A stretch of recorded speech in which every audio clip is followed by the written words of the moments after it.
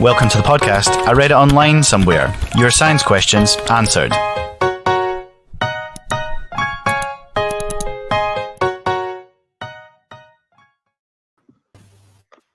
Hello, and welcome to I read it online somewhere. Your first port of call for the weird science questions, like why do leaves change colour in autumn? I'm Rob, and I'm joined by I'm a science teacher. I'm joined by my science teacher friend Andrew. Hi.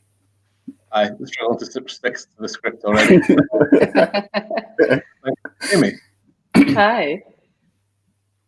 Okay, So, Andrew, do you want to? So welcome to our first ever live podcast in association with our partners at OK Positive. For those of you who haven't joined us before, we try to answer your weird science-based questions. Previous questions have included what happens when you go into space with no suit, are slugs homeless snails, or what is fire? The idea is that you can take your mind off work, coronavirus, divisive politics, and just learn some science stuff and ask some questions. There is no question that is too silly. I mean, that's a lie, but as a teacher, you have to be kind of encouraging to everybody. So please ask your questions in the comments below on YouTube and Facebook. Yeah, so we're delighted to be part of OK Positive's 6-week program of events.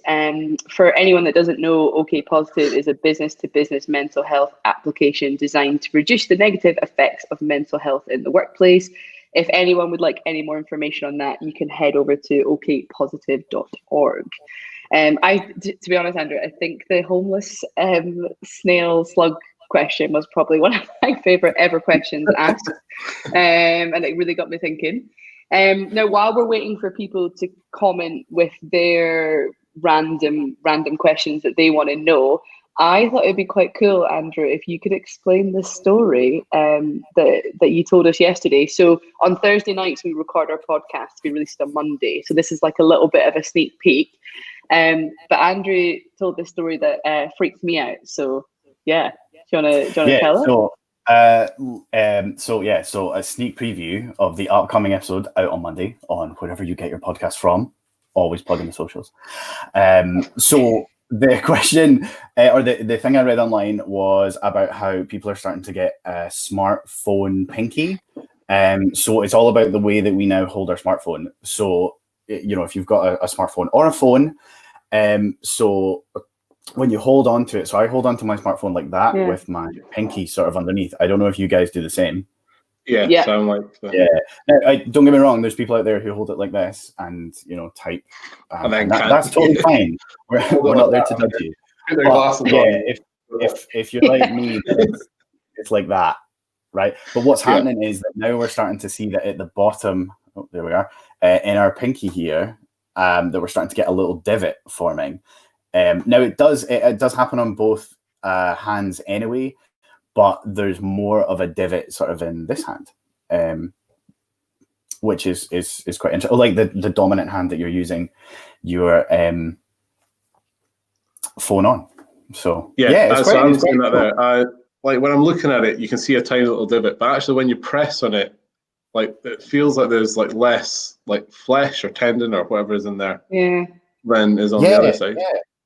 That's should you guys not know what's in there? Is that not what you guys teach?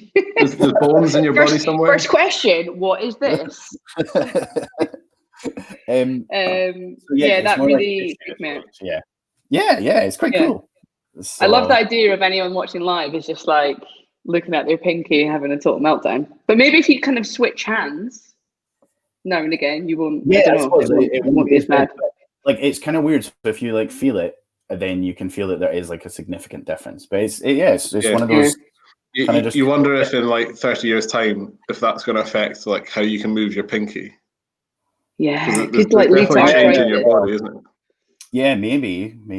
I mean, it is one of those things that what effects will I have later on. So yeah.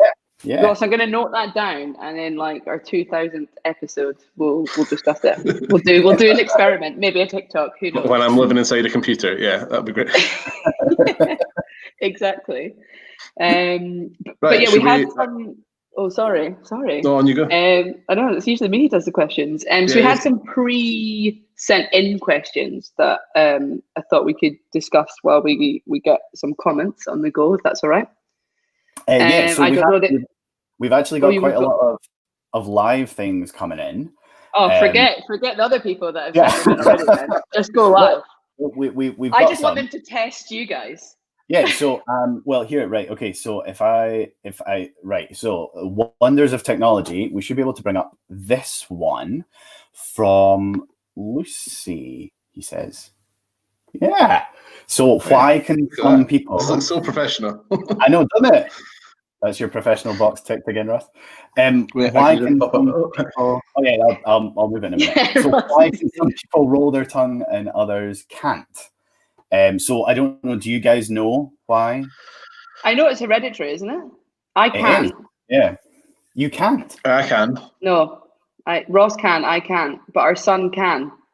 Oh, exciting! So yeah, that is to do with genetics. Is it muscles in the tongue that are sort of moving around, like can contract in a certain way? Yeah. So it's your tongue's one big muscle, is it? Your tongue is it's one muscle, but it's actually two. So the two halves are separate. So they can creepy, like a snake. That way, yeah, like a snake.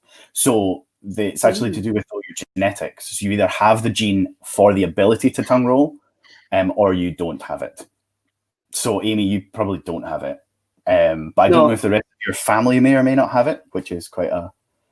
I don't know. Hopefully they're listening and they can tell us. And this is how you find out you're adopted. But it's really interesting to know that your son has got it. So that's quite like. I mean, I'm pretty sure he has. I've seen him do it. Like, Hopefully but this is like when he was like. Yeah. We don't need to go on Jeremy Kyle anymore now, Ross. Cancel. No, yeah, true. He can roll this tongue. Also, it was cancelled, so we can't get a free DNA test anymore. Okay. This is what they're doing now. Maybe we can start doing that. Branch off into if your kid can roll their tongue or not. Okay, there must be there's other genetic things as well that like can sort of show who your parents are, isn't there? Like eye color, is that not quite a? No, so rolling your tongue is controlled by like literally one gene, whereas eye color and ear color are not controlled. Earlobes is the other one, so you've got lobed ears or unlobed ears.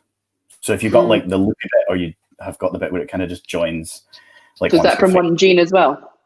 Yes, yeah. News just in though. Apparently, none of the Harkins can roll their tongue. Okay. So I take it the siblings, because I can't imagine my dad has worked out how to turn on a laptop to watch this. I assume so. Yeah, okay, interesting. So that means one. I know my mum can, so my dad mustn't be able to. Well, or I'm adopted. So you might need to find out either way. Oh no. What we started. First live podcast, we've ruined families. This is great. Exactly. And my family. Right, should we move on? Should we hit another question up? Yeah, so we've got this one from Ewan, which is what makes bubbles pop? Oh, interesting. I'm gonna leave didn't like bubbles that you like bubbles like with the wand that you blow. Is that what it is? Yeah, what other bubbles are you thinking of? Like bath bubbles. Well, it's still a bubble. Bubbles in fizzy drinks. Still a bubble. Yeah, but it just seems a bit less soapy, a bit different. True, yeah. Also, you can get sugar bubbles for kids so that they can eat them. Yeah. Loads of bubbles. Just a sphere of air encased in something, I'm guessing. Oh, I see. Oh, I was like, yeah. That's what you had meant. Yeah, okay. Yeah. So what makes them pop? Usually a pin, something like that. No, but you know how they just float up, and I'm going to guess pressure. They just pop. Yeah, okay, right. You know how they float up and they just disappear, like something they just pop randomly. Pressure. Yeah. That it? Yeah, so I think it'll be the way. So when you've got a bubble, it's just sort of floating around, but actually it's all made of liquid, and the liquid will slowly like try and fall down the way, and there'll be a point gravity. A bit of that. When the surface tension isn't enough to hold it in place, that it just basically sort of pops open and it'll just fall as water droplets, I'm guessing. So if we do make any mistakes, please jump in the chat and tell us if you know If you know why I'd be bubbles delighted if you told Ross who'd made a mistake. That was a good one, though. Sometimes. Yeah, that Yeah. is actually quite good. Okay, that was quite a good question. Yeah, once you get that's me just thinking it's a pin. So we've got another one from Rosie, which is it true that all sharks are immune to all known diseases? Oh. Ooh. Don't have a clue, but they are one of the most evolved. Is that the wrong? No, that's probably the wrong word. The oldest species. So maybe they just kind of been through it all. Yeah, I don't know. They are an old species. Yeah. Yeah. Well, they're known to be Oh, okay. Oh, we've actually had someone else feedback to us in the comments, which is brilliant. Which is yes, they are. That is from Shark Nerd. So they are known. So even I'm actually going to COVID. bring this up. So this is from Charlie, who is a Shark Nerd, and he says yes, they are. So actually, that kind of answers our question. Thanks, Charlie. Yeah, but actually, while we're still sticking with Charlie, he has a question. So, why can you sometimes see the moon during the day?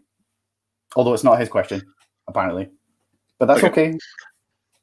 But basically the moon, I'll take this one, yeah. The moon orbits the Earth. It takes 28 days to do that. And yeah, just sometimes it'll be the sort of opposite sides of the sun. Sometimes it's not. It's constantly rotating around us. And because we're spinning around as well, sometimes it's up in the day, sometimes it's not. If it's up during the day, you tend to see it sort of quite well in the sort of evening or in the morning, and you tend not to see it that well in the middle of the day. I thought maybe to do with the weather, or if it was cloudy or something. You can always see it, but it depends. Are you laughing? If it's cloudy, you won't see the moon. Yeah, that's what I mean. But that's what I mean. It's always there, but if it's cloudy, you won't see it. Yeah, well, it's always above you. It's orbiting somewhere sort of near the equator. It's always going to be sort of southeast, southwest. But it's always above some point in the Earth. But the Earth's sort of spinning underneath it. So it changes. So even during the night, it'll change its position, in the sky as it's spinning around, as we're spinning around. Follow-up question from me. You know how the Earth spins? Yeah. This is so stupid, but why do we not spin or fall over? Just gravity. Why do we not? If the Earth is spinning, why am I not spinning? You are spinning. We can get into some circular motion here. Any of my advanced higher people watching. There's a centripetal force pulling you down towards the Earth, which makes you go in circular motion, which is your weight, and that's pulling you down. So I am actually spinning.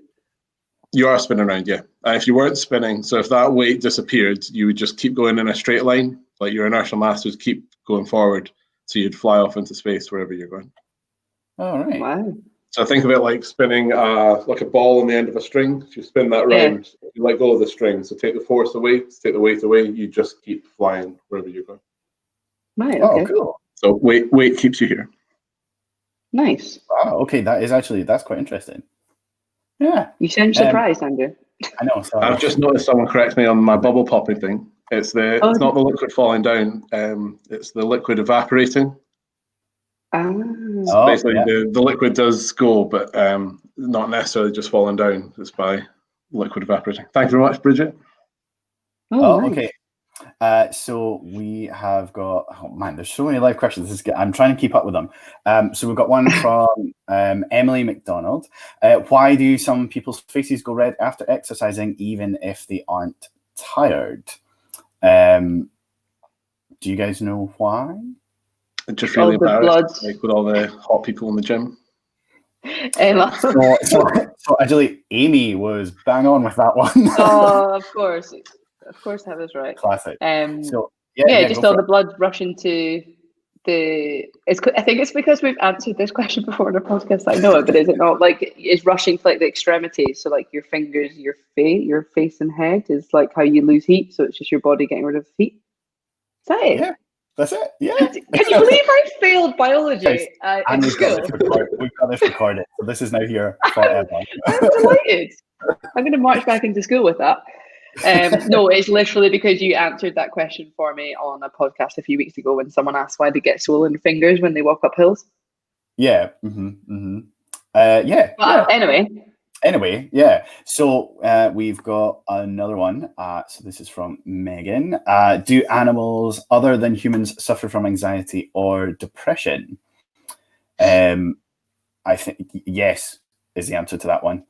I think if you watch all the pet shows or animal rescue stuff. Have you heard the Greyfriars Bobby story? That sums up. That's but he went and or the elephant. true story. There was a big thing in Chester Zoo or something recently that one of the otters died and the other one got really sad, so they took him away, sent him to somewhere else. Oh. No, so they didn't have him on display. It's hard to know, I guess, if they feel it the same way as us. But actually, there's a really horrible story, and I feel really bad for saying this because we'd probably cut it if it was if it wasn't live. But at the zoo, there was a tapir whose baby, she gave birth and the baby died, and she was screaming for crying for days. So they must feel the kind of same emotions that we feel, but just I guess we don't know to what extent. Well, I know that's one of the things is it's hard for them to tell us. Okay, so we've got. Oh yeah, that's true. Never thought of that. I'll speak to him. We've got another question from Charlie, which is, are lobsters immortal? I've heard this somewhere before, but I don't actually know. So, but I'll just, have you got an answer? Great, throw it over to me. Biologically, yes, they are. Because of the way that they age, it's completely different to how we perceive age and growth and all that sort of stuff.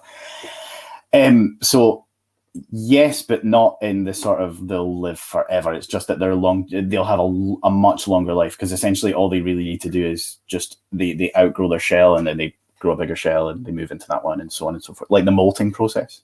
So do we have stuff that makes us die? Are humans are programmed to die, but lobsters aren't? Well, kind of ish, a wee bit.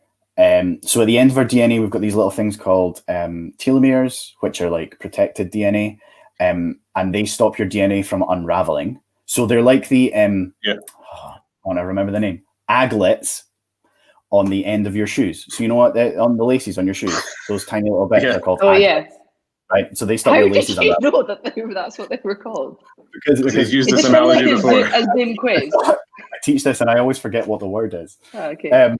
So that kind of, as the DNA copies each time, it gets ever so slightly smaller. So and then when there's a mistake, then the cell goes through something called apoptosis, which is like programmed cell death. So the cell gets told to kind of stop because you're about to make lots of mistakes, and that in turn is how your DNA ages quicker than you do. So like Dolly the sheep is a really good example of how aging for us works, because we used old DNA to make a new sheep for the cloning process, but then the DNA was actually older than a sort of baby sheep, a lamb's sheep would have been. Oh, so it's like being born at 30 years old. Yeah, it's like Benjamin Button. No, it's not going backwards. Yeah, he was born. He was born when he was really old. I never thought that. Yes, so when you clone something, you're using older DNA. That's Unfortunately, if you want a clone, you're maybe a wee bit too late for it. You should have got it before. But anyway, this ties in with a question that I got sent though. Oh yeah, for not answering any of those ones. But can dinosaurs' DNA be cloned? AKA someone's watched Jurassic Park. Can that? Would Jurassic Park happen? Yeah. Could we clone dinosaurs' DNA?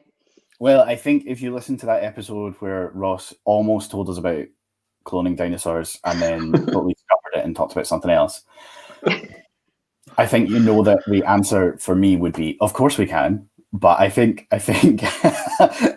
realistically, no, because the DNA would have degraded by so much over that time that we wouldn't be able to pull out DNA. Yeah. So the actual, in a weird way, the kind of science that they talk about in Jurassic Park is kind of correct in the sense that there's holes in the DNA, so they can pull out some bits, but they can't pull out everything.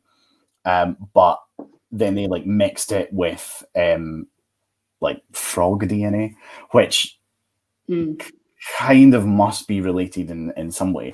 But that it would have diverged so much from what a frog is to what a dinosaur is that probably not. But also, would you not be better using like a bird for most of them than a frog?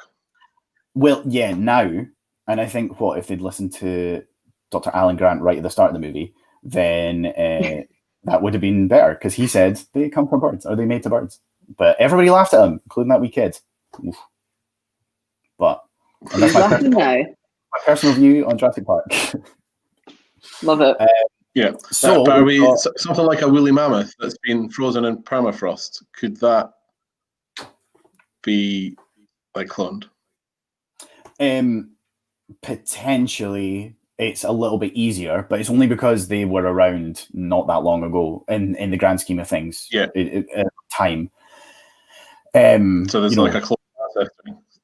Yeah. So the closer ancestor would be an elephant. Yeah, I suppose it would be an elephant. So that they're closer, and plus they've got things on them like hair and things like that, and they can pull genetic information from them. So yeah, or at least from the ends of the hair. But yeah, so we've got a question by, I think it's now, I want to say it's Marina, which is, why don't birds get electrocuted when they land on an electric wire? I think I know this. Okay. Is it not because your feet have to be touching the ground, because the electricity goes through the ground, it doesn't actually go through the wire? Well, it goes through the wire. No, but I mean, like, you have to be touching the ground. Yes, right? You do. Yeah. Okay. So I mean, that's all I've got. The current wants to go, so the electrical current that's going through the wire wants to get to ground. So they're usually up in the air or insulated underground, so it can't get to the ground. So if you give it a nice path to ground by touching a wire, it'll go through you to ground. And if you've got quite a low resistance, it'll give you a high electric shock. But what birds do is they land on, like, both feet on the wire. And because both feet land on the wire, they've got a very high resistance. The wire underneath has a very low resistance, so electricity doesn't go through the bird, it just goes through the wire. It's a easier way. Electricity takes the path of least resistance. I'm using the word electricity, but we'll electrical current. Yeah, we know what you meant. Pupils will correct me for using the word electricity. Yeah. Okay, nice. Okay, so we've got a question. I almost put the wrong one there. From Bridget, which is, where do all the birds and squirrels go? Dead. The dead birds. Yeah. So generally, they will be, this is a terrible term to use, but they will be recycled back into the environment, which sounds really Watch The terrible. Lion King, Bridget. But yeah, literally, it's the process of the Lion King. So when Mufasa's talking to Simba about like the dark place and the light place, and he talks about the great circle of life, so they'll be broken down mostly by bacteria, fungi, so mushroom type things. Which actually, listen to our podcast on Monday, and you'll find out more about mushrooms. What a fun guy! Spoiler, sorry. Where was that one? Where was that joke? Sorry, you left me much room. Oh, wow. That's my mushroom joke's done. So the fungus and decomposers break down those components and then put them back into the soil, and therefore are then picked up by trees, which are then eaten by other animals, and so on and so forth. And it just creates this cycle. It's called it's actually part of the nitrogen cycle, which is quite exciting. So yeah. That's what another name that the Lion King could have been called, just the nitrogen cycle. The nitrogen cycle. Glad Disney went for the Lion King. It's a little bit more catchy. Imagine nitrogen cycle on ice. Yeah. I'd still go see it. I've just noticed Megan's asked a follow-up question about the bird, if it only had one leg. On the electrical bird on the electrical wire. No, it wouldn't get electrocuted. It would need to have a path to go somewhere. So if it had one leg on the wire and its beak on the ground, it would get electrocuted. But if it's not touching ground, it's fine. Oh, okay. Well, that's quite good. Right, we've got. I've just lost it. Give me a second. You're just loving all the techie stuff, Andrew. I am, but it's really hard to keep track because people put in new comments and then it moves everybody. Here we are. Right, this is a really quick one from Nick. When butterflies are in love, do they feel humans in their stomachs? Who knows? Who Do knows? butterflies not only live though for 24 hours? I've made that up. Yeah, No, no, I've made that. No, I've made that's a fly, isn't it? Yeah. Aye, something like that. Yeah, because that would make the butterfly world in Edinburgh a pretty awful place. Well, it's born instead. I need to read The Hungry Caterpillar again. Yeah. So I'm going to go with no. Sorry to be blunt on that. Nick. But we could discuss the butterflies in your stomach. Is that like your stomach brain making stuff? Like knowing that we discussed before. You've got like neurons in your stomach or something. Yes, kind of. Why did you ask that question? So I think that's a stupid question. So there's no such thing as a stupid question. You said at the start. The question, yes, kind of. I mean, it's kind of a combination of lots of different things. Mostly, it's like excitement at something. So you've got hormones sort of being pushed around your body that are having impacts on it. It is kind of that part of that flight or fight response. So it's not necessarily an awful lot of adrenaline, but adrenaline is there because you are kind of working out like, what am I supposed to do? Right? Okay, I don't really know. So there is a part of that which gives you that feeling in your stomach, because if your stomach and your body is pretty good at, when it goes into panic mode, the most simplest thing that your body does is tells you to be sick, which is like, that's what your body does when it doesn't know what else to do. It kind of says, yeah, be sick, you'll feel better. That's like the guy in Incredibles 2 who's just superpower is acid reflux. Yeah. Yeah, kind of. I did not know that. So like if you're in shock or something like that, your body's like, we'll just get rid of this. Yeah, you'll feel like you want to be sick or something like that. So it's the quickest way that sometimes it happens as well if you eat something that you shouldn't eat or you don't like or something like that, it will cause you to be like sick because your body's like, don't like. So if you're nervous and you feel sick, that's why. That's actually perfectly normal. But you'll be fine. So is it like part of a defense mechanism? Like, oh, there's a bear attacking me, I'll be sick, and hopefully the bear is interested in the sick, and then I can run away. Very niche example. Like yes and no. You're more likely to expel from the other end, because like that. If you imagine, that's what like sounds like Harry Potter. Expel from the other end. Expel me poo. So like the like when cats or dogs get scared or animals get scared, they pee. Yeah. So that's where that kind of comes from. Okay. So yeah. So we've got lots more questions. So we've got one from. Sorry, let me bring it up. Oh, techie. Oh yeah. Is there such a thing as brain food? Will eating enough of that make me smarter? Oh, because like tuna, they say tuna is a brain food, but is that just because it's got omega-3 in it? And that it's because it's got omega-3 in it. Yeah. So really, I mean, there's obviously there's good foods to eat and there's bad foods to eat, but things that are high in like omega-3, I think it's 3, 6, and 9. They're the sort of, they're just good fats to have in your diet. So did not know that there was more than just omega-3. Yeah, 3, 6, and 9. 6 and 9. I think the longer the chain, the better they are. That's going back what's to what's omega 9? Like 4, 5, 7, 8. No, it's something to do. This is why we need a chemist. It's something to do 1 and 2 with the number of carbons or something. I don't know. Let's move on to our next question. That sounds clever enough. Not ask it for no follow-up questions. Just leave it at that. Carbons. We've got one from. Oh, here's another one from Nick. Why, if you sleep for longer, do you feel more tired? Oh, we've answered this, and this goes into it's more sleep cycles, isn't it? We've answered this on our podcast before, but your body needs to have sleep cycles that I think are an hour and a half. Oh, okay. So, and if you wake up, like if your alarm goes off in the middle of one of your sleep cycles, it's like you've not finished it and you can be more tired. So you basically need to try and sleep in an hour and a half cycles. Yeah, Oh, so try okay. if you're going to sleep, you should try and get hour and a half. So set your alarm so it goes off a certain number of hour and a half later. Because if you wake up then, you should be feeling a bit more refreshed. If you wake up in the middle of a sleep cycle, and even if you slept half an hour longer, you might feel more tired than you did another day because you've woken up in the middle of the sleep cycle. Oh, I'm sure there's So other things sometimes as you well, can- but that's one of the things. Yeah.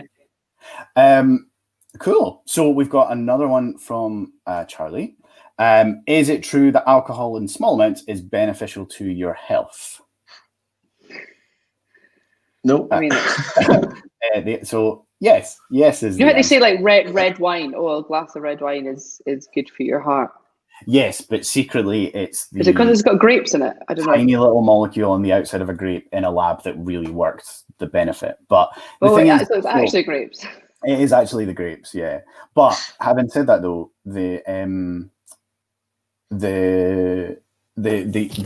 a small quantity of alcohol, so that there are benefits to drinking alcohol.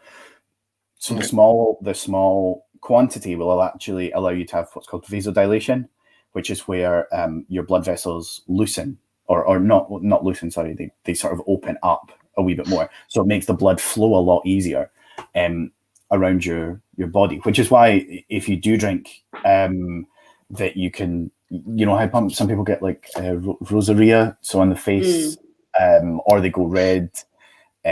Because they start to give out heat, because essentially that's what's happening. You've made your blood vessels open wider to let more blood flow through. So actually it does, in very small quantities, it does reduce it. It also has other benefits such as like relaxing you and making you like a little bit calmer. Making everyone better looking. That's probably maybe more than but you know, like a lot of products that are used for relaxing people actually contain alcohol. So I don't know if you've seen Rescue Remedies, you know, the little tincture. So that actually contains alcohol in it.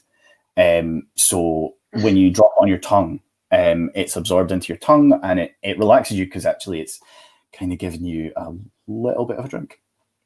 Not you have much. to be over a certain age to buy that then?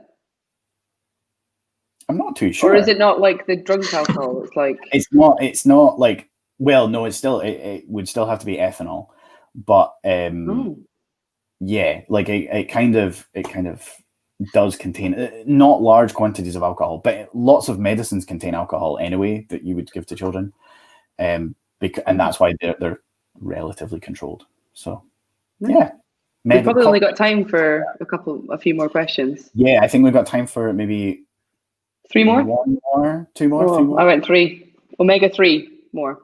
Omega 3 more. Okay, so Lucy's actually got a follow-up question with the dinosaur one. Can we bring back species that have gone extinct recently, like the black rhino? So potentially, yes. I think they have done this, not with a rhino, but with there's a bird that they brought back recently, that they found an ancestor that was close enough to it that they had the DNA of it that they could bring it back. Yeah, so it is completely possible, and it's because it's not been so long since that animal sort of sadly disappeared. But you would need to have a sample of their DNA or some form of their DNA to sort of bring it back. So it's a bit like, unfortunately, the Tasmanian devil. Is it the Tasmanian devil? I think so. That you can't bring that back because they brought in Freddo caramels. No, different things. Do you remember the Freddo caramels used to be called tabs? Yeah, we just got rid of them. Yeah. That was really good. Yeah. Okay, so we've got a question here from Rory, which is, how do we know that the universe is infinitely expanding? So I think maybe hand over to Ross for this one. Yeah, right. Okay, you're dropping me in it here. There's observations we can make that stuff that expand, like we get something called. Sorry, let me start that again. we can look at hydrogen and see the wavelength of light that hydrogen should emit, like from a star. And stars in our galaxy all emit it at a certain wavelength. However, if you look at stars further away, their wavelength is longer than it should be. It's what's called redshifted. And this redshift can tell you that stars are moving away from you. And basically, the further we look, the more they're being redshifted, so the faster everything is moving away from us. And if you sort of keep looking as far as like the Hubble telescope can see, it looks like everything's expanding more and more. But we're not quite sure like whether we've got infinite universe because there's a beginning in time if the Big Bang Theory is correct. So we've got loads of sort of good ideas of what's happening, but the astronomy is really interesting right now. There's lots of stuff changing. Well, not changing. Lots of new data coming in that allows us to make better predictions about what's going on. So even in the last 20 years, there's been huge changes in it. Nice. Oh wow, that is quite interesting. So we'll pretend it's interesting. I don't really understand any of that, but yeah, really good, Ross. Yeah, well done. Thank you. So we've got lots of comments, which is really good. But I think we might want to pull maybe our last question from one that was. Well, make it a good one.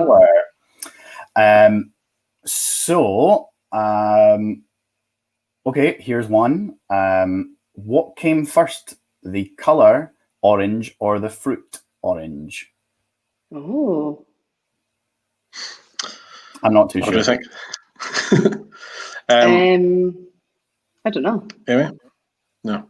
Well, I'm not exactly sure which one comes first. I know a little bit about the background of like the word orange.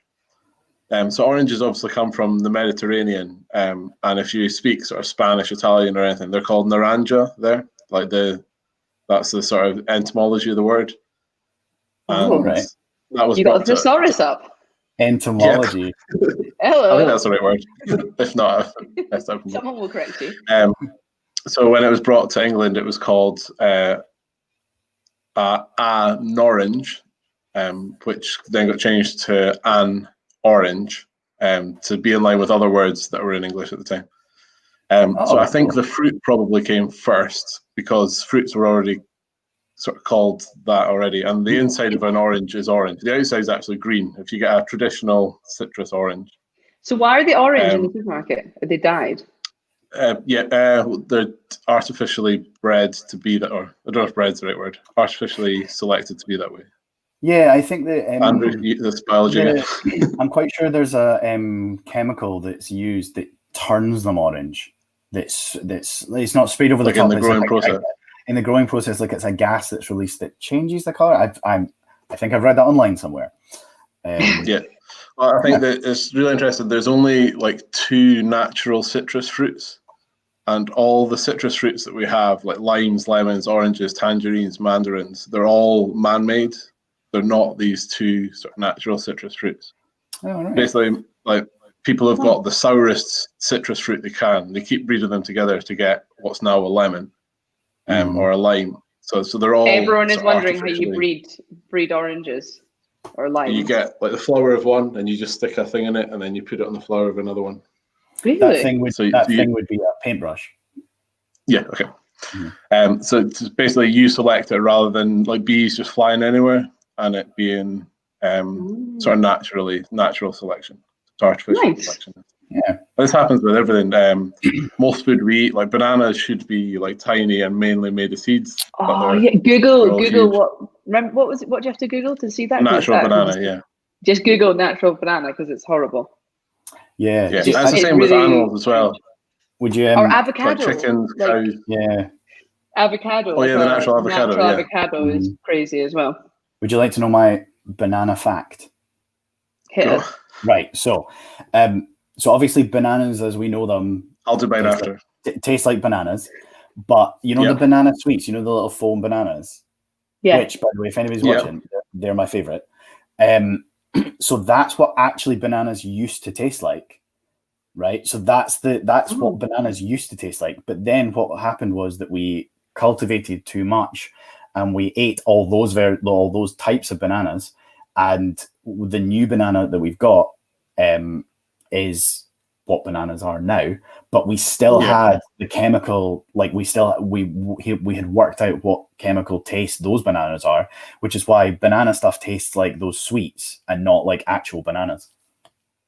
Oh, okay. So if you got like a banana during the war, like that's, I always remember Granny talking about the first banana she ever saw was during the war. That would have tasted like those sweets. Or are we looking even further back? It must be about then. It's a lot further back. Further back, maybe, but yeah. if we've got the chemicals for it, mustn't be that far back. I'm not too sure. Yeah. No follow-up question. No follow-up question. My banana fact is the biggest exporter of bananas in Europe is Ireland. Oh, wow. Or it was a couple of years ago. Yeah. Fife's bananas used to, like, every banana came to Ireland, then got shipped to everywhere else in Europe. Oh, nice. I have no banana facts, if I'm honest. That's disappointing. I can come up with one now. I've got a banana question. Why are they're green then go yellow? Why? So that's to do with the ripening process. So like most fruits, they change color when they become ripe and they're ready to be eaten. So it's the exact same process. So naturally, that would be to attract something to eat it to then spread the seeds around. But everything we eat is artificially selected again. So they're picked green. They keep growing. They actually turn yellow in like ships when they're coming over, when they're being transported. So the reason they change color is to attract pigs and things to eat it. Cool. Pigs? Do you mean monkeys? Pigs, yeah. Monkeys, yeah, monkeys. Those tree climbing pigs. Well, they're not from the What Americas. are you feeding pigs at the? Are they? I'm trying to think. Is there monkeys? Yeah, there's monkeys there. Yeah. Monkey. Yeah. Who knows? Just don't go down to Gordon Farm. I know, like a lot of fruit is like eaten by pigs. Like all the big fruit that you have, like avocados and stuff. That's all pigs. I mean, I don't the think only things they're that fussy. are big enough to eat it.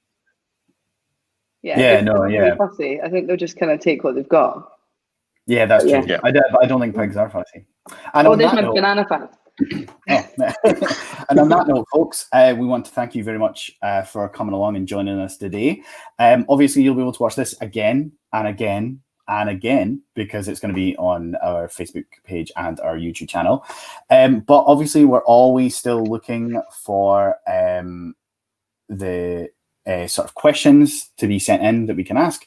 So you can always drop us an email at ireaditos@gmail.com or drop us a like and follow on Instagram, Twitter, Facebook, TikTok, and now YouTube at ireaditos. And we will see you again soon. Yeah, so I'd just like to comment on the great banana chat going on. There is great banana chat. Hopefully it will continue. Okay, guys. Right. Bye. All right. Thank you. Farewell. Bye. Bye. Do you know